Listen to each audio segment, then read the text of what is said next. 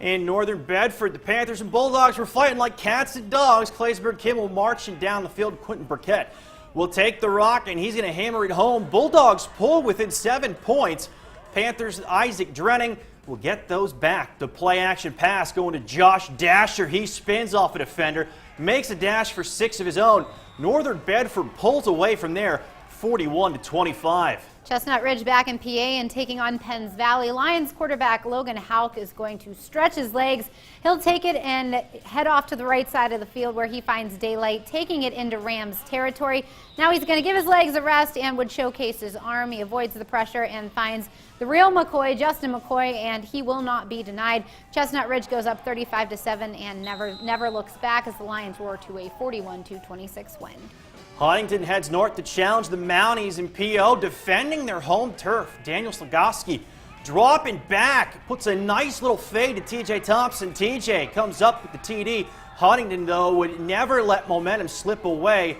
Noah Glennie going around the left side. He's going to break loose and takes it into the red zone. The Bearcats were there a lot tonight, winning 56-15.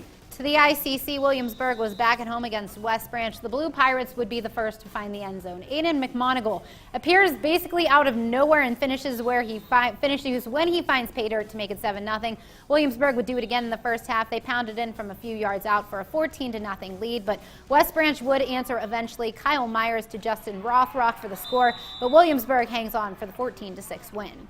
St. Mary's was looking for their 5th win as they welcome in Red Bank Valley, and Pat Schlim back to pass. Ball gets tipped by a defender right into Brock Barrett's hands for the interception. After a long drive, the Bulldogs would get some points on the board. Curtis Mahoney gets into the end zone for the touchdown, but the Flying Dutch would answer. Jeff Weller receives the kick and makes a few cuts and eventually going to get a few blocks, slices and dices, and then just takes off. He's taking it in. St. Mary's grabs a 29-20 win. Someone was picking up their first win as Glendale and Tussey Mountain clashed in Titan County. The Vikings are driving as Shane McMurray bobs and weaves through traffic on his way to 6 points as Glendale takes the early lead.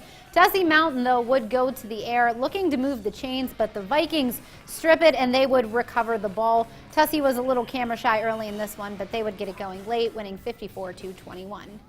State College looking to keep pace after a big win over Cumberland Valley, taking on Central Dauphin East. Little line ball, Tyler Snyder going up top to the big fella. Brandon Clark hauling it in for the touchdown.